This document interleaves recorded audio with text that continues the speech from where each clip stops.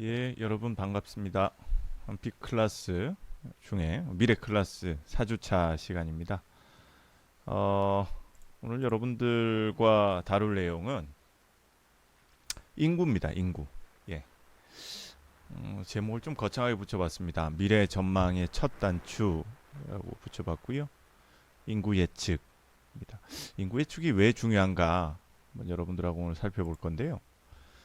어, 도시계획을 할때 이제 장래 계획을 세우게 됩니다. 그죠?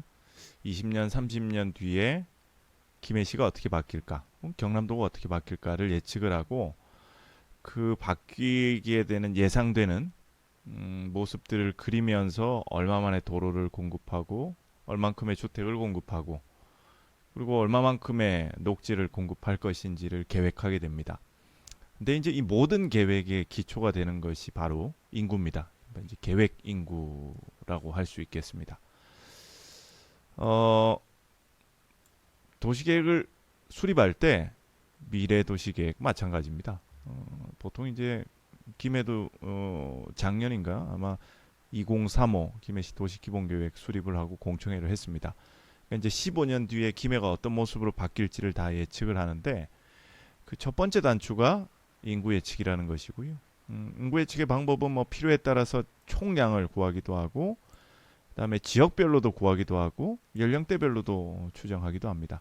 그래서 추정된 인구를 바탕으로 기반 시설, 뭐 도로, 철도, 항만, 뭐 그다음에 상하수도, 여타 제반의 기반 시설, 공공 건축물 다 포함한 이 기반 시설을 어느 정도 공급할 것인지 분석하고 도시가 어떻게 성장할 것인지를 예측하게 됩니다.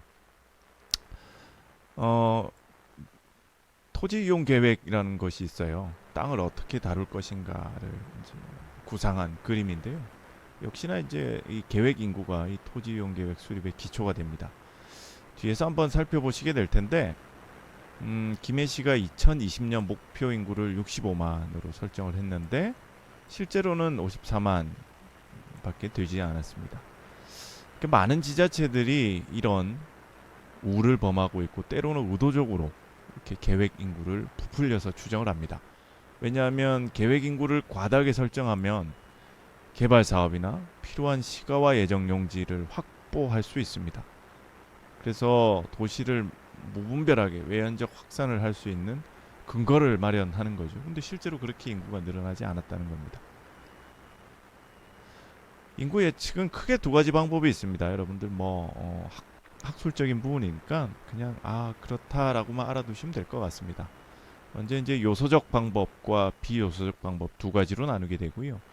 여러분들 인구가 증감하는 요인은 두 가지밖에 없습니다. 먼저 자연적 증감이죠. 출생과 사망.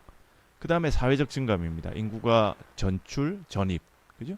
우리 김해시에서 인구가 증가하는 거는 신생아가 태어나든지 인구가 감소하는 경우는 사망하든지 그 다음에 인구가 증가하는 경우는 다른 지자체에서 전입해 오든지 혹은 김해시에서 다른 지자체로 전출해 나가든지 하면 인구가 변하게 되죠. 세 가지 요소밖에 없습니다. 출생, 사망, 인구 이동. 이 요소에 대해서 각각 추정한 후에 합산하는 방식이 요소적 방법이고요. 비요소적 방법은 이 세 가지 요소를 분리하지 않고 한꺼번에 추정하는 방법입니다. 당연히 요소적 방법이 더 정확하겠죠. 근데 이제 출생, 사망 뿐만이 아니고 이 인구 이동은 예측이 용이하지가 않습니다. 그죠? 우리 계획가들이 저처럼 계획가들이 20년 뒤에 김해 인구를 예측하면서 아니 옆집에 있는 A씨가 혹은 B씨가 어느 지역으로 이사 갈지 어떻게 합니까? 그죠? 그래서 모델링을 합니다. 계량 모형으로 모델링을 해서 그것들을 이제 분석하기 때문에 많은 데이터와 시간이 걸리는 어려운 작업이 요소적 작업입니다. 앞서 이야기 드렸던 것처럼 김해시 인구 예측을 한번 볼까요? 김해시가 2007년도에 이 김해시 기본 계획이라는 걸 세웠어요. 2020년, 그러니까 한 13년 뒤에 김해시 모습이 어떻게 바뀔 거다라는 계획을 세우면서 2020년도에는 인구가 69만 명, 68만 두 개가 돼 있죠. 여기 위에가 아까 말씀드린 비요소적 방법이고 아래가 요소적 방법으로 추정한 겁니다. 근데 이제 실제로 54만이 조금 넘었습니다. 김해가 예측한 인구의 예측치와 실제 예측치가 작게는 6만 6천 명, 많게는 15만 명이 차이가 났습니다. 이게 무슨 문제일까요? 김해 씨가 쓸 수 있는 돈은 한정되어 있습니다. 그죠? 예산이 무궁무진하게 늘어나지 않지 않습니까? 근데 이제 인구가 70만이 될 것이라고 예상하고 기반 시설을 아까처럼 막 공급을 했을 거예요. 도로도 짓고 학교도 짓고 공공청사 짓고. 그런데 실제로 그렇게 인구가 안 됐습니다. 예산을 효율적으로 사용하지 못한 거죠. 예. 그래서 한번 사실은 이제 제가 2018년도 했던 연구입니다. 지금 제가 다시 연구를 하고 있습니다.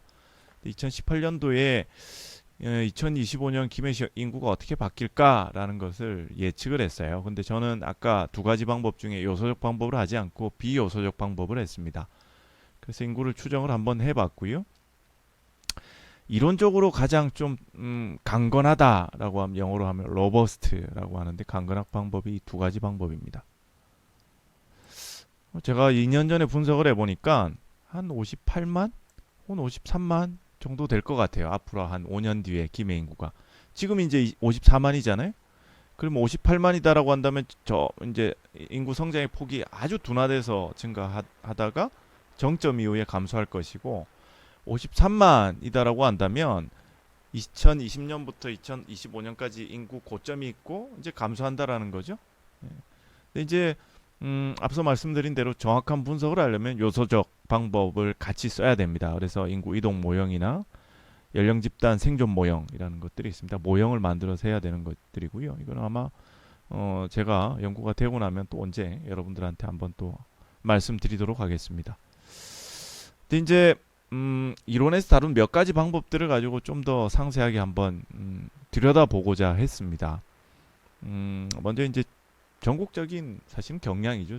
이제 더 이상 젊은 부부들이 출산을 꺼려합니다. 예, 거의 최근 나온 통계를 보니까 신혼부부 혹은 예비 신혼부부의 한 3분의 2가 아기를 가질 계획이 없다라고 하는 충격적인 보고 자료를 본 적이 있습니다.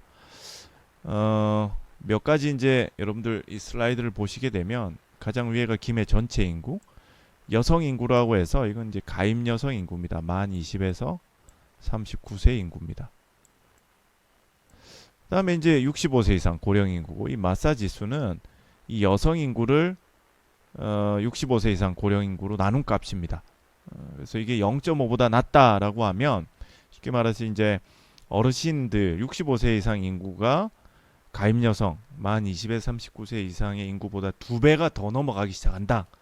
라고 하면 이제 지역이 소멸할 것이다 라는 일본인 학자 마스타 히로야가 발표한 마사 지수입니다. 그것들을 한번 사용해 봤고요. 그다음 고령 지수입니다. 전체 인구분의 65세 이상 인구 비율.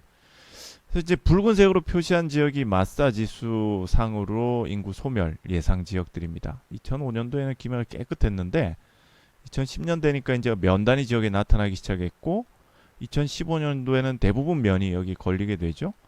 2020년도에는 진영, 장류, 주촌, 이 신도시 지역에는 그래도 비교적 양호하지만 더 안 좋은 시그널이 이제 동단위 지역에도 위험 요소가 나타나기 시작했다라는 겁니다.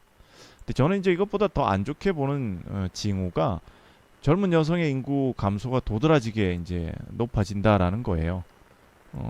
전년 5년 전 대비 이제 뭐 7% 8%씩 젊은 여성들의 인구가 빠져나가고 있습니다. 그러면서 김해시 전체 인구 성장을 견인하는 그 계층대가 대부분 65세 이상 인구라는 겁니다. 김해가 사실 전국적으로 가장 젊은 도시에 속했는데 이것들이 지금 빠르게 변화하고 있는 것 같아요. 왜냐하면 이제 사회적 인구 이동이 굉장히 빈번하거든요. 더 이상 신도시를 막 조성한다고 김해로 몰려들지 않습니다. 왜냐하면 인근의 양산, 창원, 밀양, 심지어 부산 계속해서 택지 개발하고 양질의 주택들 공급하고 있어요. 그러다 보니까 이제 김해로 굳이 몰려갈 이유가 없는 거죠. 그것도 김해에게는 사실은 좋지 않은 시그널인 것 같고요. 저희가 사실은 여기 여러분들 보시는 것처럼 2000년도에 합계 출산율이 1.647이었는데 작년 기준으로 1.083입니다. 그러니까 부부가 결혼해서 평균 낳는 아이가 이제 1.0대입니다. 물론 우리 국가 전체로는 벌써 1이 무너졌죠. 한 명도 안 낳는 겁니다. 김도 근데 이제 합계 출산율의 감소 속도가 빠른 것 같습니다. 요즘에는 이제 아파트 단지에서도 아이들 목소리를 잘 울음소리를 듣기 힘들죠. 김해도 이제 결코 안전지대는 아니다라는 것이고요. 그렇다면 이제 50만 인구를 어떻게 잘 유지하면서 지역의 특성을 살리고 도시를 잘 유지해 나가서 주민들이 만족하는 주민들의 삶의 질을 높여줄 수 있는 계획들을 하고 행정들을 할 것인가. 이것이 이제 우리가 해야 될 고민이고 행정을 담당하시는 파트, 정치를 하시는 분들이 고민해야 될 영역이 아닐까 싶습니다. 그런 차원에서 여러분들도 김해시의 정책과 그다음에 뭐 인구 정책, 산업 정책, 경제 정책 이런 것들도 관심을 가지고 잘 지켜봐 주시기를 당부를 드립니다. 자, 오늘 제가 준비한 것은 여기까지고요. 다음 주는 또 다른 내용을 가지고 2주 뒤에 여러분들 만날 수 있도록 하겠습니다. 조금씩 조금씩 학술적인 내용도 좀 곁들여서 여러분들이 단순히 막 신문 보듯이 단순한 지식이 아니라 좀 고차원적 지식도 배우실 수 있도록 잘 준비해 보도록 하겠습니다. 자, 수고 많으셨습니다. 참 질문 있으면 댓글창에 남겨주시기 바랍니다. 감사합니다.